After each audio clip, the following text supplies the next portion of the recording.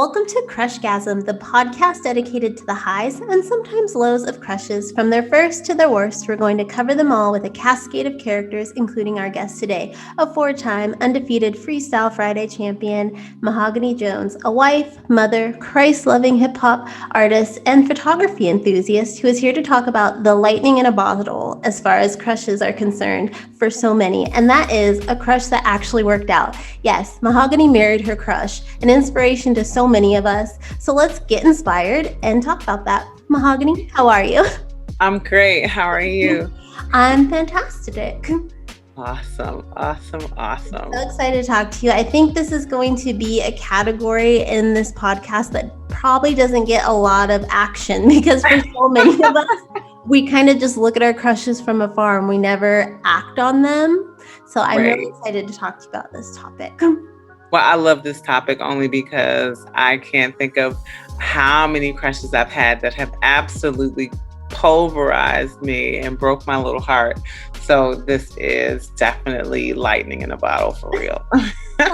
Yeah, because for me, like crushing as an adult versus when we're kids vary so much for so many different reasons. Were you someone that growing up kind of kept your crushes secret? Because I know I was like that. Like I wouldn't tell anybody but like my closest friends. Yeah, I would only tell my closest friends.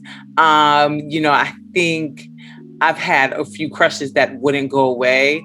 And somehow my friends kind of like, and that's funny is now that I think about it, my friends are always the go-between. I think even as a kid and then as an adult, like if I just can't get it out of my head, then it's like I'll tell them and then see if they'll do some fishing around for me to find out what it is. Even as an adult, you employed that strategy? Okay, so this is really odd. So actually, I guess I had lightning in a bottle twice. Because the first time I was engaged, it was to a crush. And I was 20, maybe 23. And I lived in New York at the time. I met my longtime friend and producer, Ronald Lee, and he lived in Detroit.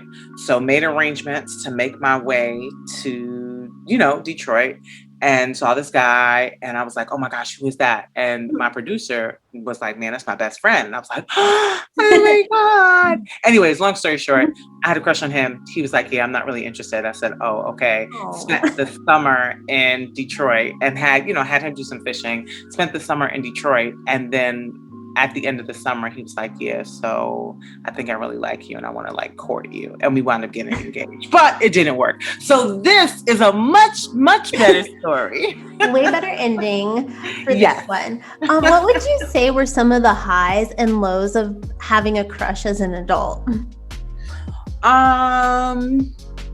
I think that the highs of having a crush as an adult is I think I managed my expectations a little bit better.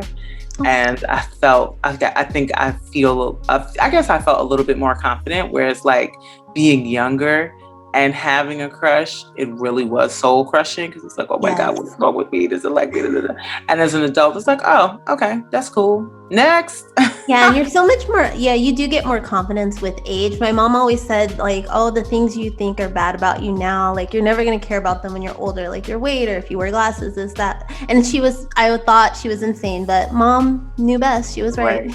Yeah, totally right. Yeah, like it wasn't, I think it's different. You date someone and it doesn't work out, and you definitely do have this moment of what's wrong with me. Mm-hmm. But I think not as heavy as when you're a kid or especially as a girl. But I guess guys feel that rejection too, or that pang from rejection. So yeah, and I think that crushes as an adult can still last just as long. So for sure. So a definite high of having a crush for you was the crush between you and your now husband. Can you tell us more about the day you met? Like, was it an instant attraction? Or for those who don't know quite yet, you married somebody who ended up being like your manager and label owner. So were you more business or was it definitely like a physical attraction? So I'll never forget. So it was 2007. I was invited to do a festival in Buffalo, New York, called Kingdom Bound. It's like at this huge amusement park, and it's like a really big like rock and alternative and some country music um, festival for Christian artists. And so was invited to do like the hip hop stage. And this guy was also invited. And so he's just really nice, super charismatic, really cool. And I was like, man, he's so cool. I was like, he's so cute. He had kind of like this teddy bear thing going on. I was like, dang, he's so cute. And we're vibing, just really nice. We're talking. It's great vibes. And then I was like, man, I think I really like him. Like, he's cool. And as we're talking, I looked down at his hand and he's married. I was like, oh, dang. All the good ones are always taken. So, that was the end of that. But it was cool because it was like immediately, it wasn't like I secretly still liked him. It was like immediately, because we were so cool, I met his wife. I think they had just had their first daughter. I was like, man, he's a good guy. Like, that's what's up. I'm like, well, the good ones are always taken. No problem. Like, but I definitely, he's definitely a bro.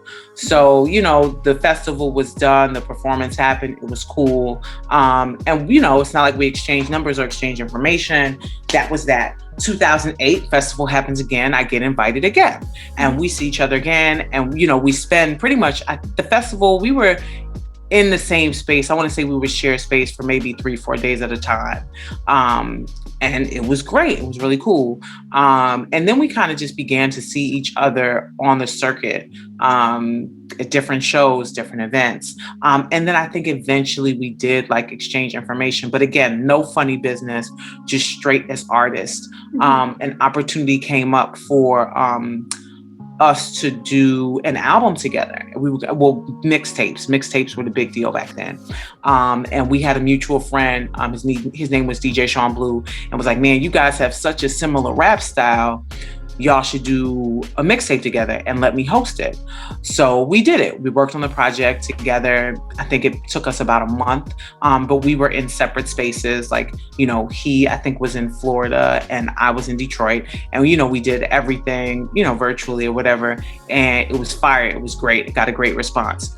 After we did that, he had a song on his upcoming album, maybe a few months later, and was like, I'd love for you to be a feature. Can you do a verse? I said, sure. I had an album project. I was like, man, I really need you on this song. So our communication just continued to develop throughout the years, and we would work on each other's projects. In that, we became really good friends. And, he just began to just share some things with me about just what was happening for him personally. And just as his friend, I really just encouraged him to just, thug it out, especially as a believer in Christ. It's like, man, you may be having some hard times in your marriage, but, I really want you to figure it out and work it out. I'm sure you guys love each other and it'll work, if you're willing to make it work. So again, I guess moving a few years forward, door opened for him to invite me to do a concert, but in Haiti. And he's like, look, I have this opportunity for you to do like this concert, and it's like a missions trip, and I think you'd be a great candidate. Like, I'm going to set it up for you. And I was like, man, Dre, thank you so much. Like, that's awesome. And so did that, and it went great. And then the next year, he reached out to me. He's like, look, me and my DJ, we're looking to do a tour and we need to do some dates in Detroit. Can you help us out? I said, sure. And he's like, man, we need somewhere to stay. Can we crash at your crib? I'm like, of course you can crash at my crib. So I guess this was 2012. Simultaneously, I had a really big opportunity to apply for this program that the U.S. State Department puts on, the U.S. State Department of Culture, to be a musical ambassador. I was really nervous, and I was like, man, I need so much help. And so my best friend at the time was living with me, and he and his friend were staying in my tiny apartment in Detroit. And he stayed up with me. He and my best friend stayed up with me literally like all night after we finished their concert event to help me finish my application. And in staying up with me to help me finish the application, just kind of like divulged to me that, things were not going well and that his divorce was going to happen. So this was like 2012. I was like, dang, I'm really sorry to hear that. And I was, because I know that he was really hurt and broken. So yeah, it was just, we kept in touch. We were really good friends. A few other things that happened. He had lost his mom, and I was like, man, that really sucks. And just, we would always talk. He was always available. I was always available. And no matter where we were in the world, and at this time, he had begun to kind of transition out of necessarily being on the stage and in front to like being more behind the scenes, and kind of like ventured out of just like solely doing Christian music, and was really into like music publishing and songwriting. And he would travel everywhere. Like he'd be in Cali sometimes, he'd be in Romania sometimes, he'd be overseas sometimes. And my work at, I was doing more work abroad, doing more like ambassador work. So I'd be anywhere in the world too. But we always made time to kick it. And in this, I want to say maybe around like 2013, we'd be flirty, like we talk on the phone, we'd be kind of flirty. But it was nothing. And, it's just like, man, get out of here. You're playing around. Like, I'm not paying you any attention. Like, whatever, Dre. Like, whatever. And he'd say it. So he's like, yeah, I'm not trying to settle down. I'm not thinking about nothing. I'm trying to like talk to everybody. I'm like, okay, yeah, whatever. So yeah, time is just going by. Our lives are going by. Career is going by. It's 2018, and it's 2018. I had a really incredible year. I had this opportunity to perform at like the Detroit's International Jazz Festival, which is really big. I had just done a TED Talk, and that was really cool. I had just come off the road from 2 abroad tours. So one was in Nepal, and then the other was in Uzbekistan. So those both were with the State Department, 2 different programs. And a lot of things were unfolding for me professionally. But with that, a lot of anxiety was happening for me. And I was just going through a really hard time and just kind of just feeling stuck in the middle of the road in regards to like my career and life and what was next. Really overwhelmed. My best friend and partner, the one who I met in Detroit initially, and we worked together for several years, was like, yo, you should come to Florida. I know you need a vacation. You're trying to decompress. You can come and, you can crash in my spare Airbnb room. I was like, okay, cool. Come to Florida, totally forgetting that who lives in Florida but Dre.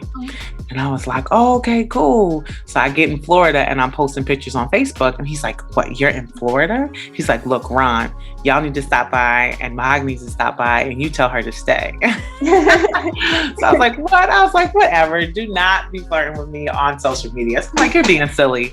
So, but we're 4 hours away from each other. I was in Fort Lauderdale and he was here in Daytona Beach.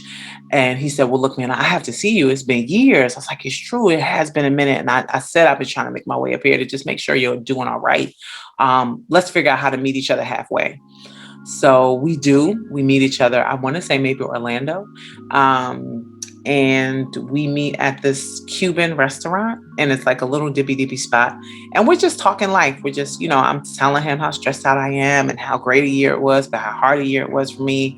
How I'm trying to make this move to New York. And he's telling me how he's just, he just can't trust people. And he's just been through this like really tumultuous relationship. And I'm like, dang, that's hard. And he's like, man, I don't know what to do. And I was like, man, you just need to be with somebody who you can trust. And so if he were here to tell the story, he would let you know that that was the moment he knew that I was going to be who he wanted to marry. And, which is so weird to me, but I knew then too, something clicked for me too. Cause I always thought he was cute. And like I said, initially I had a crush on him, but then that transferred to just like big brother vibes. Like he just always was wise, always protected me, always was sweet. And then, I thought he was cute, but it wasn't like, oh, I want to get with you. I have to be with you. Like the crush kind of just wore off. It's not like, oh, you're cute. I'm saying. It's always in the back of your head. Yeah, exactly. Nothing that was like, oh, I gotta be with him. But when we had lunch that day, I knew it was different. I was like, ooh, something's there. And he said, man, this was great. He's like, look, I'm getting ready to go to Romania for work, but let's talk and maybe you can come back up to Florida and we can spend some time together. I said, okay, sure. Not taking him seriously. But when he went to Romania, we talked like every day. And on the phone, like on the phone, yeah, on the Wow. phone, like FaceTime every single day, for like maybe 2 weeks while he was like doing his writing camp. And so this is, let's see, it was November 2018. Yes, November 2018 when we had lunch. He came back from Romania. It was December. And then he calls me, I guess maybe a week or 2 weeks before Christmas. He's like, hey, what are you doing? And I think I was like clothes shopping for a show that I had to do. And I was like, oh, I'm in the mall, I'm shopping. I got this show I got to do this Saturday. He's like, yeah, that's cool. Do you want to come to Florida? And I was like, sure, that sounds great. I don't know if I have money to get a ticket. He's like, no, like, I want you to come. Like, I got your ticket. Just let me give you my credit card information and you can just get it. Like, I want to see you. I was Okay. like, okay, I'm getting flued out, as they say, or flown out, whatever. So I was like, oh, okay. And yeah, we spent the week together. And of course, because he's my friend, I was like, man, this is super weird. I was like, I don't know. And we spent the week together. And then after that, I went to my family's in North Carolina and spent Christmas with them. And after I spent about 4 days with them, I was on my way home. And while we were together, like every evening, he would watch King of Queens. And I'm like, this show is so corny. I hate this show. That's my husband's favorite too. Yeah, his favorite show. Like, oh my gosh, like every episode, I was like, oh my gosh, we have to watch this again. Anyways, but I found that when I had gotten home, King of Queens came on. I was like, oh, I miss my friend. And I was like, what is this? And I was like, what is going on? And then literally it was just like, so that was Christmas. And then we were talking, trying to figure things out. He was just like, yeah, so what are you doing for New Year's? And I was like, I don't know. He said, want to come to Florida? I was like, what? And I was like, I can't. I was just like, I'm trying to move to New York, I'm trying to get it together. He was like, well, can I come to Detroit? Can we spend New Year's together? He's like, I'd love to take you out. And I was like, what? You're gonna come to Detroit just to go on a date with me? And he did. And that was pretty much such a history. And I'm so silly because I couldn't see it. I didn't know if he was serious. I didn't know what he was thinking. But he would have these conversations with me like, yeah, so what kind of ring do you want? Oh, wow. What do you want in a partner? What do you want? And I'm like, yeah, this is Cap. He's joking. Like, this can't be serious. And like I said, I was in Detroit at the time, trying to transition to New York. And he said, after New Year's Eve, after the date, he goes back home to Florida and he's like, well, what's going on with New York? I was like, look, I just gave my job this notice and I told myself, I'm giving myself the deadline that I have to be in New York by February because I'm really trying to, go to that next level. And he said, well, can I help you move? And I'm like, what? He's like, yeah. He's just like, I'll come up from Florida. And he's like, I'll come to Detroit and I'll help you pack. And maybe we can just drive. I'll help you like U-Haul and like drive your stuff, to your place in New York. And I was like, oh my God, okay. So it was just one thing after the other, but all the dots just continually fell in place. Like, he was asking about rings, what you wanted in life. He was willing to help anybody that helps you move. Right? Moving is not see all the signs. It's so arduous. So even before that, I was like apartment scouting. And so I'm like, well, look, I'm on my way to New York to like see if I can find a place in Jersey or New York. He's like, cool.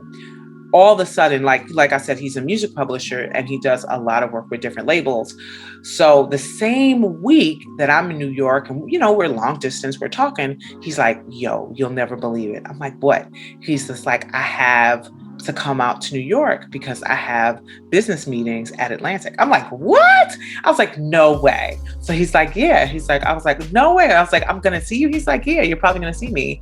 And I was like, okay, cool. Then we found out one of our mutual friends children had passed away. Tragic, which is terrible. But we knew them from Buffalo. We knew them from Rochester. And he's like, I was like, man, I gotta go to the funeral. He's like, yeah, I want to go to the funeral too. He's just like, and so we were in New York. We find out this news. We want to go to the funeral. And he's just like, yo, do you want to go together? And I was like, yeah. He's like, yo, let's rent a car. We could just drive up there. So it was like one thing after the other. And then I guess the final kibosh, well, not final, because a lot of great things happened afterwards. It's time for me to, move from Detroit, which I had lived in for 17 years, and, make my way to New York. He comes up, and he's like ready to help me move. Now I've come to his place, and he's like adulting very well. And I'm adulting pretty well. I mean, I have to be proud of myself to be able to just be an independent musician and kind of make life go. Anyways, he comes to my place. I'm packing. It's crazy. I'm like, ugh. It's a whirlwind. And it's the day before we leave. And he's just like, yeah. So he's like, I know we're talking about like taking it to the next level. Do you want to practice? And I was like, practice what? He's like, can we practice the proposal? And I was like, okay, sure, we can practice. And he's like, well, how do you think you're going to feel? What do you think you're going to say? I was like, I don't know. Right. So he's just like, okay, well, go find a ring. And I'm like, okay. But of course, I'm packing. Everything's everywhere tonight. Like, I don't know where a ring is. I don't know where a ring is, right? So I can't find a ring. So he takes a plastic bottle cap, like the ring that's around the water bottle. So he takes that and he's like, okay, we're going to use this. And I'm like, okay, cool. So he plays this song by Daniel Caesar, Blessed. And I'm like, okay, I'm ready. I was like, we're preparing, we're faking, And then so I give him the bottle cap ring, and then he takes my hand and he starts to put the bottle cap ring on. And he's like, okay, close your eyes. And then he's like on his knee and he opens up the box and he proposes to me. So he had a real ring? A real ring. Oh my God. I was like sitting here so excited about that. I was like, oh my God, is he really proposing? Is that how this turn's going to go? And that's how it turned. And then that was that. So we did long distance from, New York and Florida. And I'm just trying to figure out how that was going to work. But he knew all along what he was doing. And so and everything just kind of fell in place. I got a place downtown Jersey, and I think I was in, New York / Newark, New Jersey for all of maybe 7 months. And the people who leased to me were kind, like the lady, she was so kind. First of all, she was kind in helping me get the place. But then when I told her my situation and how I got engaged, and, she knew my fiance because he would come back and forth, or she knew Drake because he would come back and forth and stay. And I told her the situation, and she's like, look, I'm not supposed to let you do this. She's like, but you just gotta follow your heart. She's like, these things only happen once. She's like, I'm gonna let you out of your lease early. Oh and, my God, blessed. Free. And I was like, what? So, and here we are, 2 years later, married, and our daughter is almost 1. And so our daughter turns 1 June 16th. And our wedding anniversary is June 6th. Well, there you go. Everything happens in June for you guys. Yeah, pretty much. How did you make it work? How did you keep things up for the 7 months while you were engaged but apart? It was definitely interesting. I mean, I think I know me, like, I'm definitely a runner. So I'm always on the go, and especially being in New York, the pace of it is so fast. So he was really intentional about like FaceTimes, and he was very intentional about, hey guys. He's very intentional about making sure that we talked on the phone regularly. Like I said, he did a lot of business in New York. And so I think we just made our way. We definitely used our budget. Thank God for Skip Lagged. And it was a lot of it. We would see each other we would get to see each other at least once a month, whether he'd come to New York or I would, come down to Florida. and we just figured it out. So FaceTime and those, once a month visits is what kind of got us through. So you guys were friends for about a decade before you were in a relationship. Do you think that all those years of just being friends solidified your relationship moving forward, getting engaged, being married? I definitely feel like all those years, hey Jazzy, I definitely feel like those years of us being friends helped, us figuring each other out. I mean, it's interesting too, because I think we just kind of always felt like a vibe. We always felt like man, like that this is like, if we just kind of always felt close.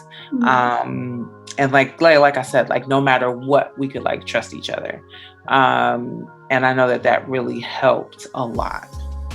Were you skeptical at all about dating or being involved with someone in the same industry as you, like music? Actually not. I mean, I think that was like one of the major selling points for me, because I was skeptical to be with someone who was not in this industry, or who was not in some form of entertainment, because I just understood, like, I just couldn't forfeit my purpose. And not to say, like, for me, I'm definitely like, my family is first. But I just was not willing to sacrifice what I felt was my purpose. Just to be, I mean, not to say just to be married, but yeah, I was just like, nah, like this has to be for a reason. Like we have to be greater together than we were apart. So for you, being with him, do you think it's like helped add a new layer to your creativity overall? Yeah, I think so. I mean, I feel like it's funny, I think, because we knew each other for so long. And now when you marry someone, as you know, being married, it's a different kind of knowing. Yeah. You know what I mean? It's like, oh, wait a minute. I didn't know this. And, sometimes that's great. And then sometimes that's like, hey.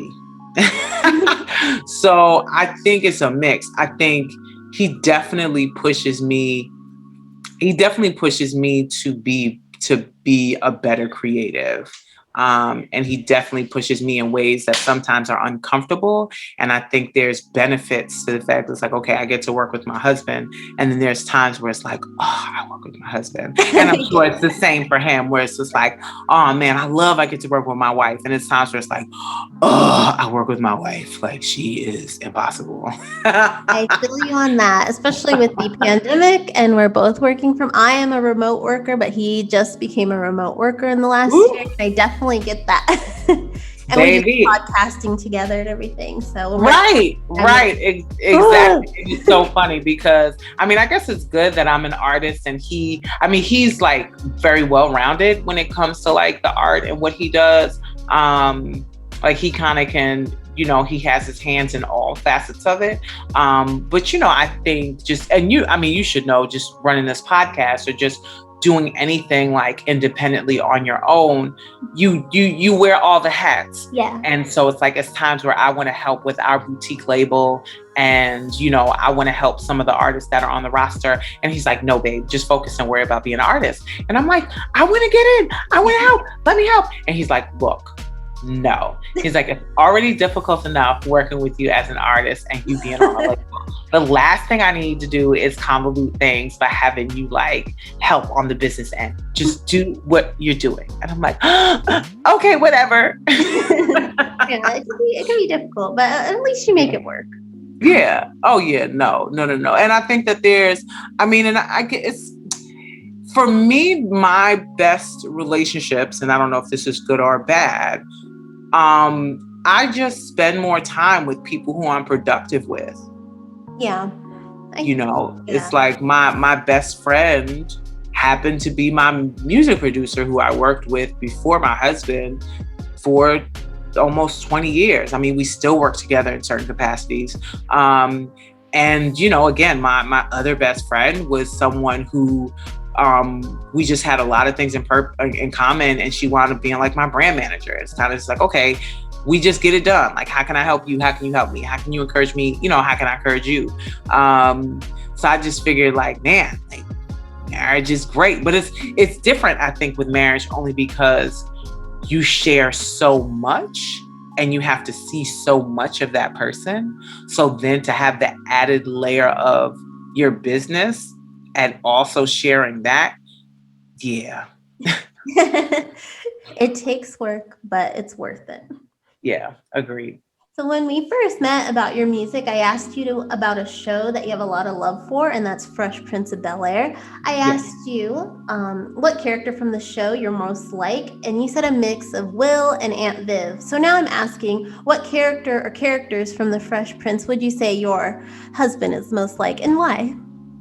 Even though I Ooh, know he probably wants to pick King of Queens, but we're not going to talk about that because right, Fresh Prince right, is right. Oh better. man, that's really good. That's really good. Man, that's really good.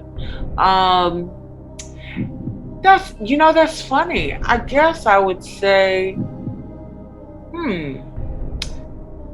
Yeah, I guess, I mean, it's funny. I mean, yeah, that's weird. I guess I would say the same thing for him. I think that he is definitely part Will Smith and part Uncle Phil. I think that he has this like, he's really fun. He's very funny.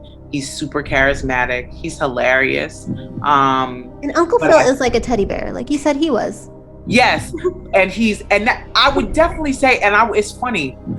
I would almost want to ask the kids. Jazz, you in the bathroom? Okay, so I'm doing this podcast and they asked if your dad was a character on Fresh Prince, what character would he be? What would you say he would be? Wait, say it again.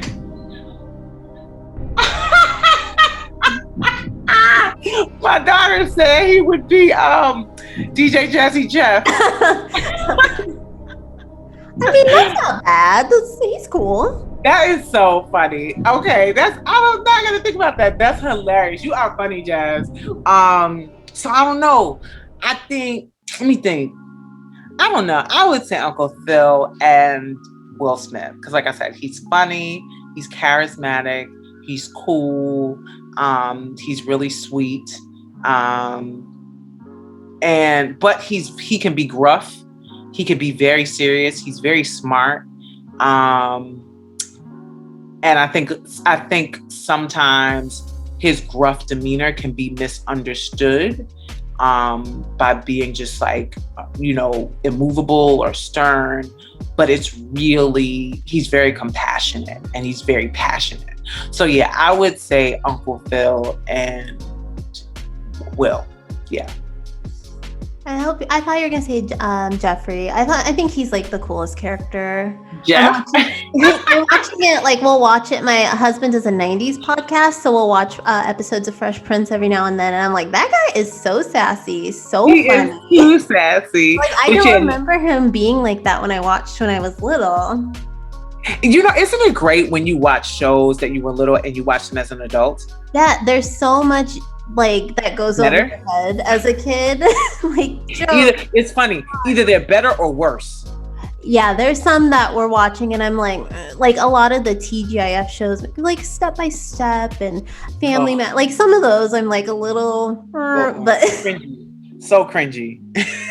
Fresh Prince, we watched a couple of those for his podcast. They hold up. Still, yeah, I love them. Agreed. Thank God. King of Queens doesn't have that many, I don't think, in the 90s, so we don't have to watch those as much. And he's going to be really mad when he edits this. He's going to look at, how dare you speak ill of Kevin James.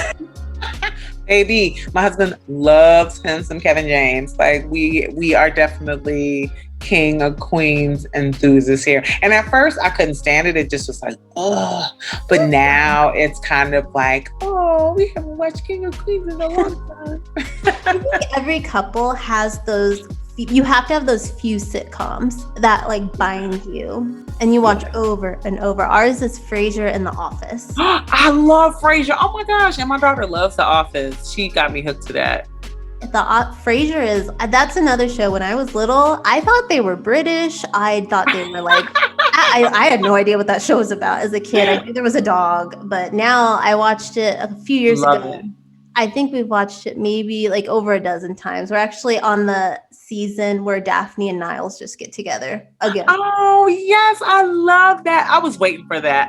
I love when shows are able to adequately build up like the sexual tension between characters Mhm. in a way where when they do get together, it's not chintzy, like Yeah. it's real. Oh, they did that so well on Frasier. Yeah, it was such a good. I mean, they went a long time. I A think 8 seasons long of time. that, and but we watch it and we're like, how did Daphne not know? But that's how it is, I think, a lot of times Yeah, in real life.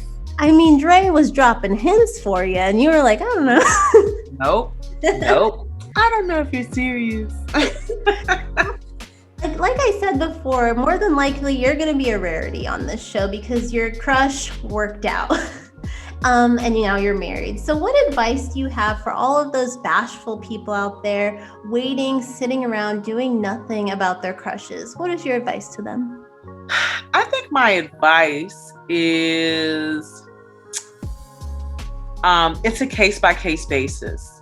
I think, and it all depends. I think if it's a crush that, okay, let me get clear. It's very important to let something cook and marinate. So definitely let it marinate. I think if you and your crush are cool and y'all are friends, you definitely don't want to mess up a friendship. So that's one. Two, I would say, if this is somebody who you are like, you guys don't really have a friendship, but you do find them attractive and you have a crush on them and you share space, hurry up and get it over with and figure it out, right? Because if you put it out there and it's a go, then that's awesome. And you can figure out sooner than later whether or not this is something, especially like I said, if there's no like friendship ties involved, right? You could just figure it out. Am I interested in you or not? And then you could just not kill yourself with the torture and just know like what's up. Yeah, just get it over with. But if you're friends, then let it marinate, because I will say this. I have many crushes, so this is my thing. I've had a crush on a really good friend who is still a friend of mine. And we were really cool. And I think we finally kind of came to this place where our eyes kind of opened, like maybe we were a possibility. Like, man, we're so cool. And I had a crush on them first. I don't think they saw me in that way. But then eventually, after being such good friends, after some time, they admitted that they kind of saw me that way.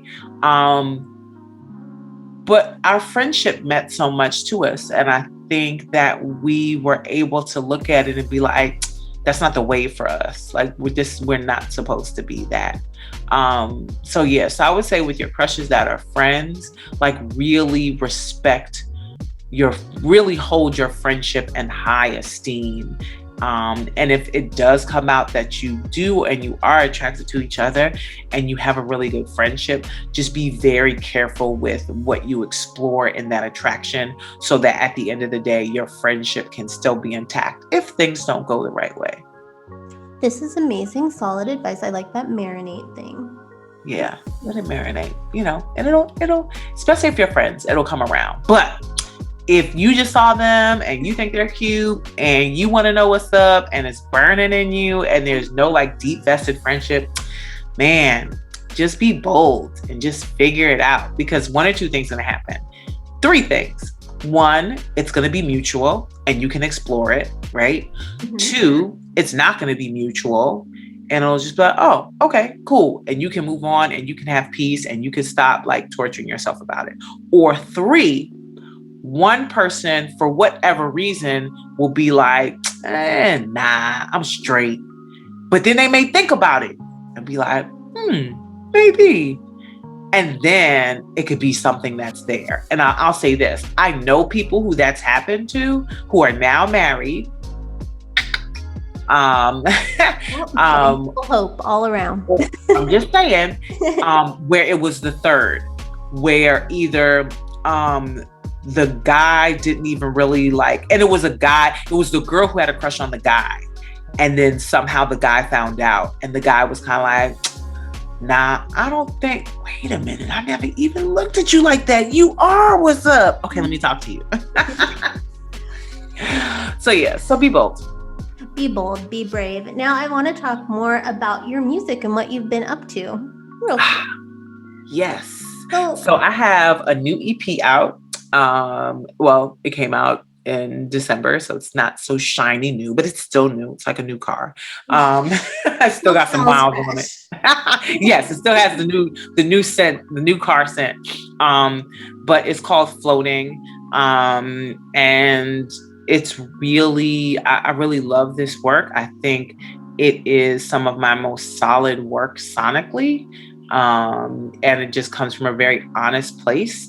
And it actually kind of just goes over like that. I guess for my career, it was definitely like a hard place to be. And yeah, my husband, just if it wasn't for his encouragement, I think that as long as I waited to be with someone who I could continue to be who I am as an artist with, I was definitely in a place where if it wasn't for him and his encouragement, I think like my last project, which was called Sugar Water, might have been my last album because I was really stuck. And he just encouraged me. He's like, I'm not going to let you die. I'm not going to let you like lose yourself. Like this is what you do. And I'm going to do whatever it takes to help you figure it out. And he did. You know, he did a lot of the production on it. We together executive produced a lot of the aspects of it. And yeah, he helped me figure it out so that we can make it go. So I'm really proud of it. It's an EP, it's 7 songs. It's really solid. And yeah, I just hope people will go check it out because I love it. Were you not looking to create anything because of like the pandemic being down? I know a lot of people that got them down last year. And was it that? Well, what it was just to be perfectly honest. So that 2018 stint was kind of a strange place for me. So it was like, I think people say that it's like, okay, you're not afraid of failure, but you're afraid of success. Mm-hmm. And I think that's kind of where I was as more things were unfolding and great things were happening for my career. It was still like, okay, I'm still in this middle place and it just doesn't feel as if it's happening fast enough. Is it going to happen? And with music sounding the way that music sounds and I sound the way that I sound, is there room for me in this landscape? Like I'm just way different and I'm getting older. So it's like, man, I don't know if I have a place. And it just took me a minute to just get comfortable and be comfortable in my skin and be comfortable with my voice and what I have to say. And the fact that it's like, okay, a lot of my fans have grown up with me and a lot of my fans are wives and are mothers and are, pushing and are entrepreneurs and trying to make it go.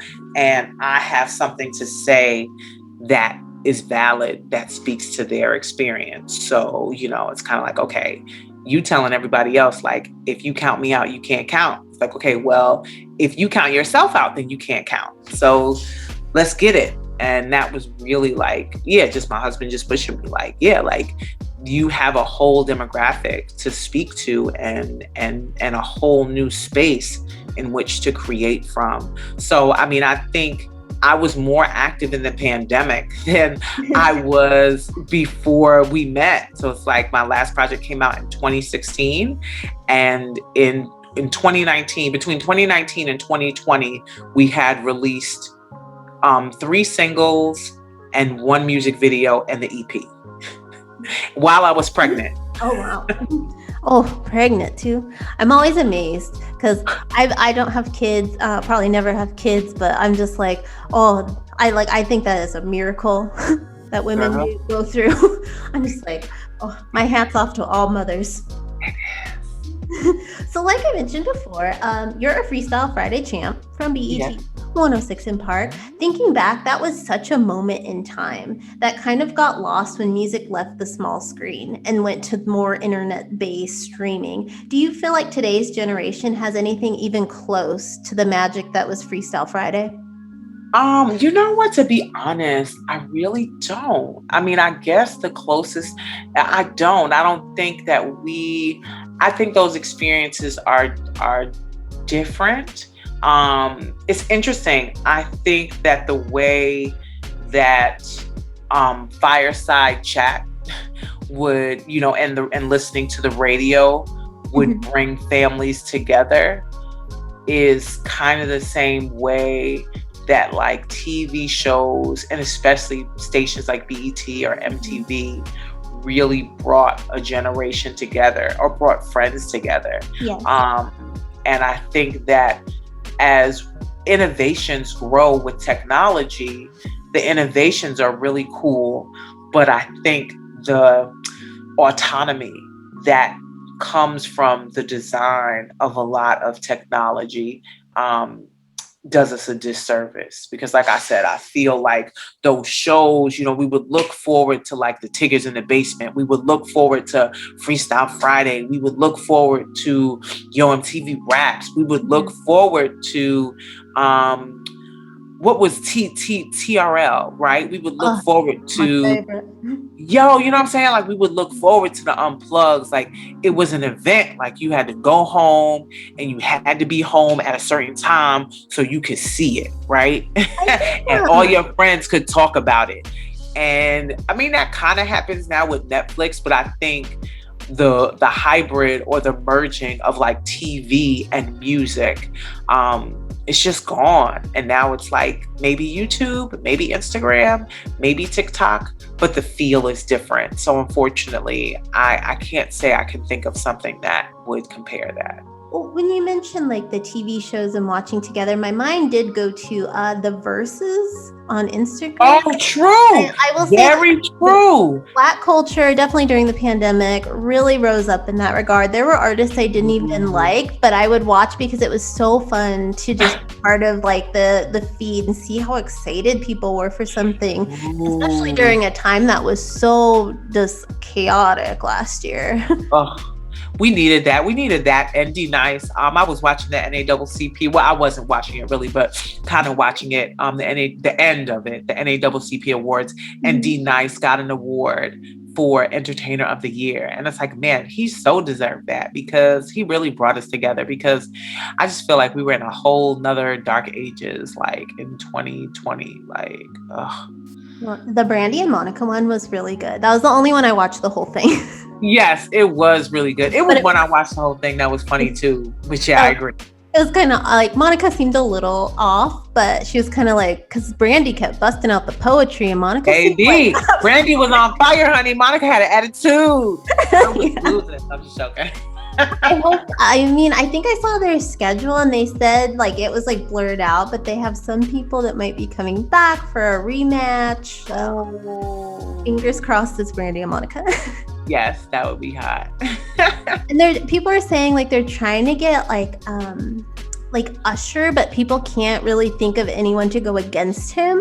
You know who I would say would go against Usher? I would say Chris Brown. A lot of people say that, and I think Chris Brown has quantity, and then Usher has the quality. Yeah, I think Usher's a little bit older than Chris Brown. Yeah. But as far as like the type of artists that they are, I think they're a closer match. It's interesting because I think it's similar to like Brandy. I mean, not Brandy. It's similar to like Beyonce and Rihanna. I was gonna say I would like maybe Usher to go against Rihanna. Ooh. Because they don't really do the mixed match of the genders. They kind of keep it, it's a guy and a guy, a girl and a girl. So that's interesting. That's good. That's interesting. I'm gonna tweet at them. That's interesting. That is interesting. Oh. That's true. And I think they're around the same age. I feel like they kind of came out around the same time. Rihanna is like, I think a little bit after, because I know Usher was like definitely, he was on TRL more in the earlier days with like Backstreet Boys and Sing. And then Rihanna was more, I think, college when Umbrella at least came out. Maybe middle Well, let's go school. back because you got to remember, and that's why I said they're around the same age, because Riri dropped Honda Replay. She's like, on the replay. like Exactly. 12. She was young. She was like maybe 14. That's true. That's true. So, Oh yeah.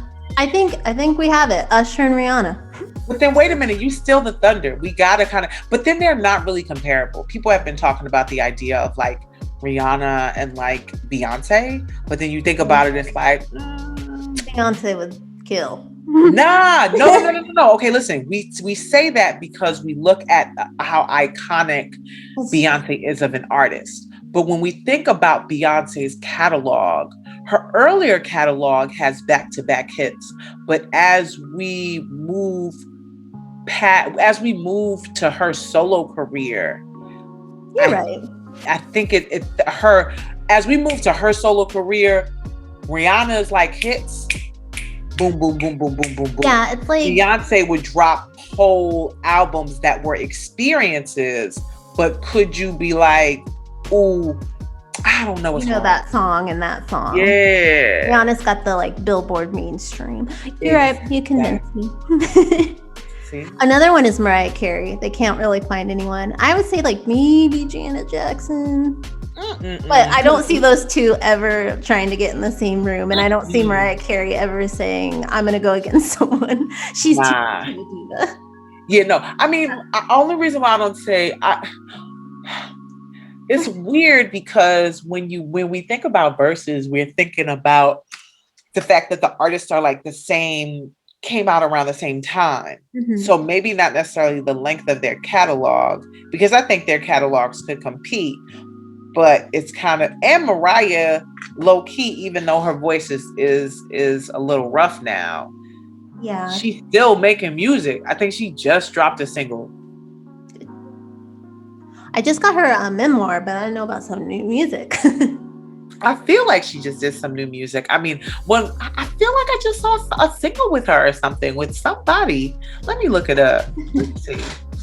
I swear I feel like I just heard Mariah just had new music. But I just feel like Janet, I don't know. I mean, Janet, yes, because Janet does have hits. Who could Janet Jackson go against? Honestly, I don't think anybody but her own, like, it would probably be Michael, and that's not going to happen. Nah. You know what? That actually would be pretty lit. Like, she could talk about, like, both, you know? That could. I told you, Mariah had dropped some new music. Mariah just dropped music in 2020. Dang, Mariah. I am sorry for being a horrible fan. Sure. Let me see. Yeah, I knew it. She has a new song with Busta Rhymes. Yeah, she dropped music, and she dropped music in 2020. So like I said, I mean, and again, the fact that you didn't know about it probably speaks to the quality of it. No disrespect, Mariah, respectfully. Yeah. So now that the world seems to be slowly inching its way back to normal, well, as normal as it can be after the chaos of 2020, what are some of your plans moving forward? Are you thinking about doing shows, releasing, even maybe your husband's going to push you to do more music? Well, now it's funny. Now it's kind of the reverse. It was like, it's kind of like you get something going up a hill, and now I'm like revved up. Now I'm like, okay, come on, let's get this music. He's like, he wasn't even thinking about it, and now you got 80 million things going on. You trying to teach, you got the baby, you got like a whole family. Like now you trying to push me to do music. Like relax, it'll come out when it comes out. So I am working on an album this time around. So definitely, I think it would be ambitious of me to say that it would come out this year, but it's all a possibility. I definitely have a single that is in queue. I've been doing more U.S. State Department work, so a lot of it has been virtual, but I have an upcoming program with Israel. So I'm really excited about that, and just the fact that it's Israel. And so right now it's designed to be virtual, but it'll be an ongoing thing. So hopefully when the world opens back up, probably at the end of, just depending upon where we are, I've been talking with a friend of mine, and we have plans to. I just did a single with a Tanzanian hip hop artist over there.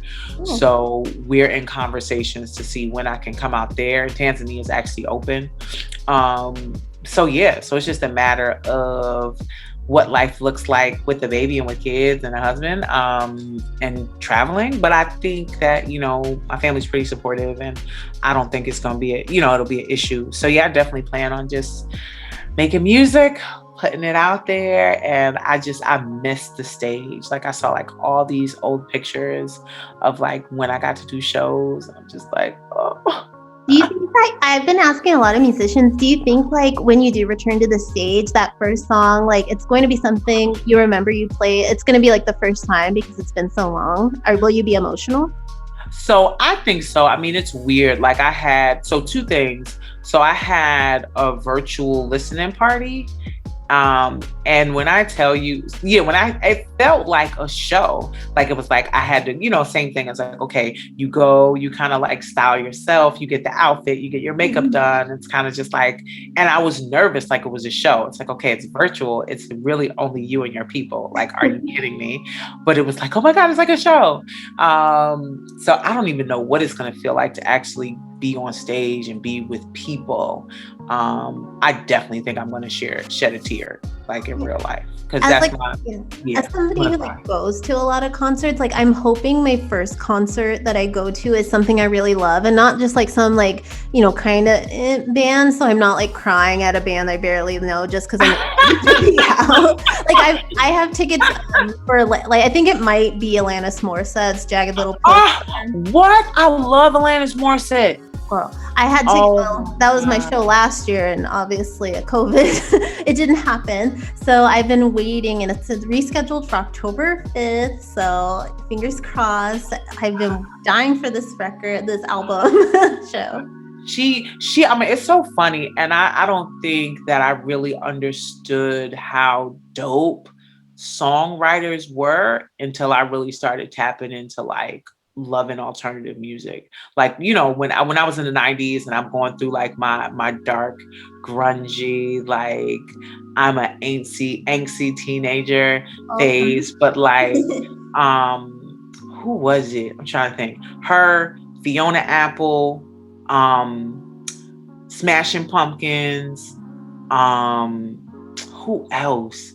Oh my gosh, like just their writing. Courtney Love, Hole, like Kurt Cobain, like the songwriting is just so beautiful and brilliant. Like, yeah, none other. 90s alternative, one of a kind. One of a kind. Some of the dopest music. And I mean, she wasn't really alternative, but she definitely had me in my feels. Tracy Chapman. Like, if I get to do a song with anybody, like low key, she's one of the people, like I'm just like, yo, she's definitely on my wish list to like do a song with. Like, she got me through like so many things. Okay, I'm sorry. No, her voice is amazing. I think she did like one of those late night shows last year, and it was like a rarity because she does not do much anymore. Yeah, so that was cool. I wonder who she did. Yo, that's a great question. Like, I like, you should do something with that. Like, once the world opens back up, if it didn't matter, like if you had the amount of money, like who would you go see in concert?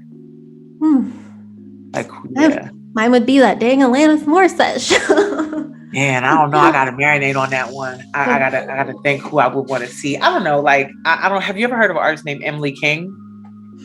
Is that the X's and O's song? I don't know. She has this song called, I think it's called Distance. I don't know. Like, I'm not really familiar with what her latest catalog is, but I want to say maybe the last album that she dropped, maybe in like 2017, was pretty dope. But she's really dope to me. I just like all these like indie like songwriter artists. Like, I love Ari Lennox. I love Jasmine Sullivan right now. Who would I want to go see? Dang, that's a good question. Well, I really love Jill Scott. Like, seeing her perform live is like a whole experience. I believe she did the verses. Yeah. Oh gosh. Yeah, her verses was cool. It was cool. Her and Erica were really nice. They were amicable about it. I think that was a perfect match. Ah, a show. Oh, we'll just can you tell the people where they can find you online? Definitely. So please, I'm definitely a follow backer. So hit me up on Instagram. That's at sign MAHOGANYJONZ. Of course, my website, mahoganyjones.com. I don't really do Facebook like that for music. More personal, of course. So yeah. And I make Twitter go here and there. So if you want to hit me up on Twitter, you can. That's at sign MAHOGANYJONEZ on Twitter. Well, I'll definitely be giving you some follows. Thank you. So, Mahogany, thank you so much for taking the time to talk to me about a crush that actually worked out. I'm so happy for you. Thank you. And everyone, you can find all of Mahogany Jones' information below in the description. And until next time, keep crushing it.